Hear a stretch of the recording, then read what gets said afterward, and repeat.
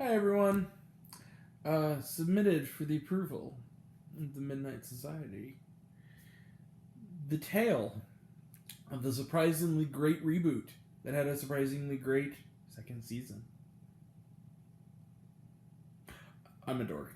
Hi, and I'm also Grant, the movie and TV guy. This is the show. We talk about movies and TV. That's what we do here.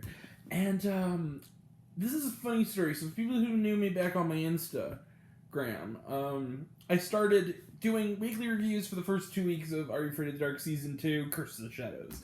And I was like, it's so serialized that I feel like I have to do the full season instead. So I just watched the season finale. It was tonight. 6-part second season, double from last season, 3-parter.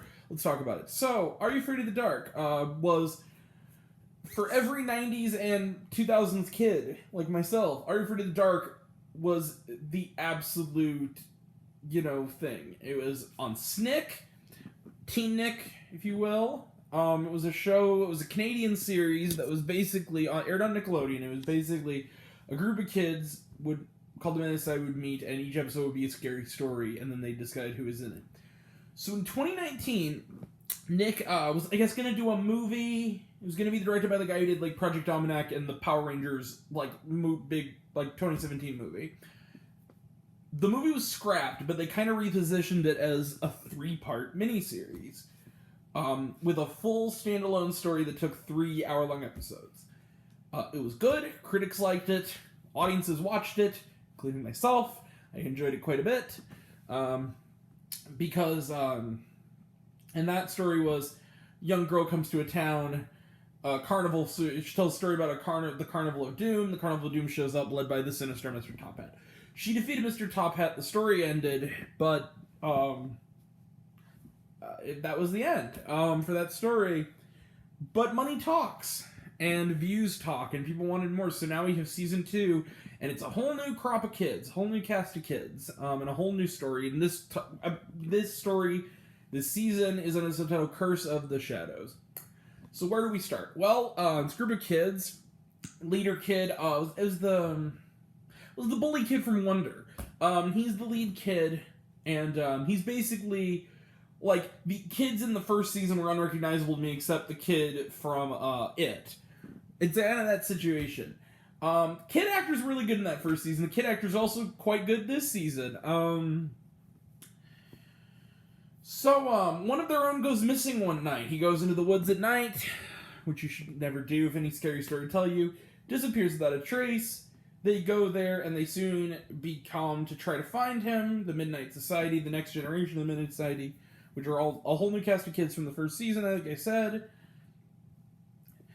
They escaped the woods just in time for the deadline, but they were slightly off, and now they're stalked by a creature called the Shadow Man, who may or may not have taken their fallen, or is he fallen, pal.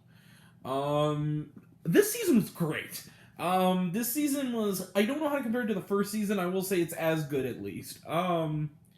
The kids are likable kids, and they're good young actors. They're funny kids. They're good little actors, and I really liked this story. And one of the things that I really like that I think really carries over is this show has a TVPG rating. It's on Nickelodeon still, but it has that kind of balls to the wall, we're gonna actually be creepy kind of thing. And what I like about it is that in comparison to something like that, or other shows of that heyday, like The Nightmare Room and Goosebumps, it doesn't hold back.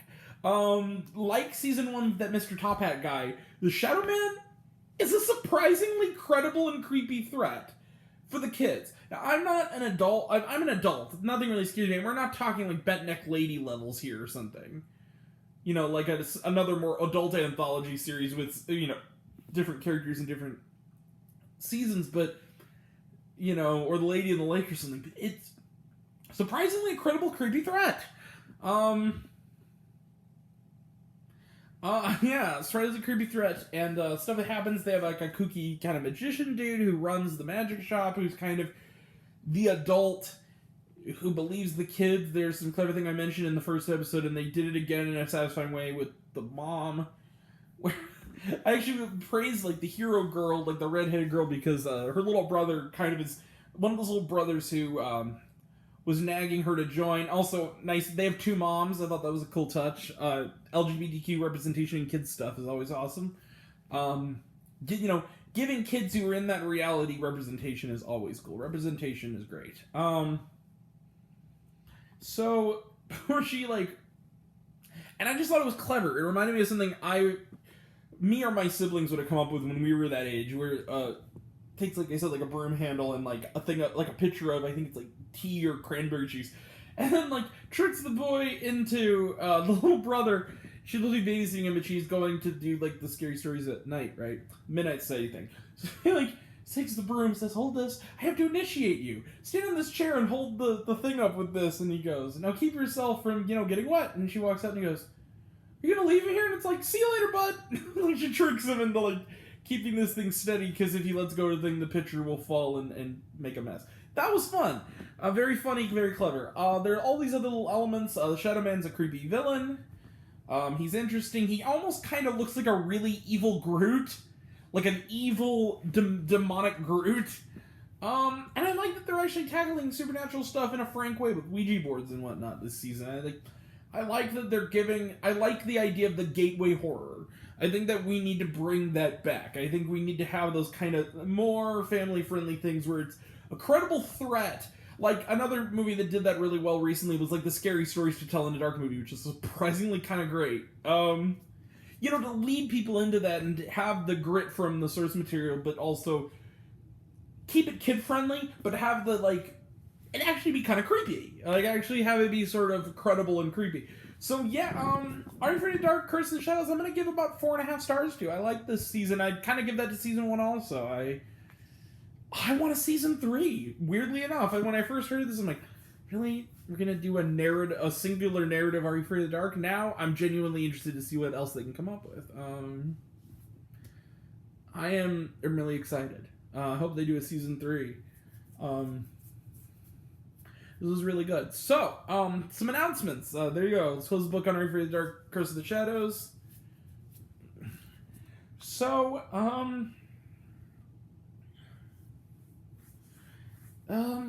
yeah, so announcements.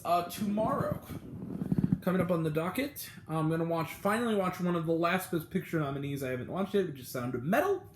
I'm also going to do a super extra top secret review, and I'm not going to tell you what it is. Might be a nice surprise.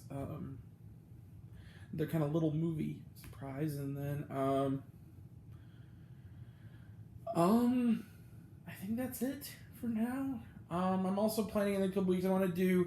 It got a season 2, but I think it deserves more. I'm going to do a proper season 1 review of Resident Alien on Sci-Fi, because I think it's super underrated and great.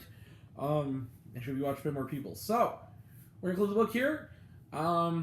That's it for me tonight. I got to go to bed. I got to get some stuff done and go to bed so I can get up early and watch those movies for you guys.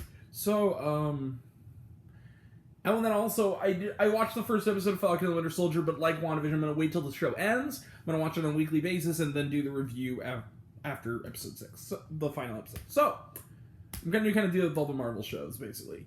So, yeah, that'll be... And also, I realized that I did not say my sign-off in my Courier review. I was in a rush, I'm sorry. So, I'm going to do it now. That'll be next time. Tomorrow will be next time. And until next time... I'm Grant, the movie and TV guy. I see it all, and I'm happy to share it with you. Love you all. Appreciate you all. Be kind to one another. Stop Asian hate. As like I said, I want to keep reiterating it. Racism is bad and wrong no matter what. Never ever a good thing. Love each other. Be kind to one another. Love your neighbor.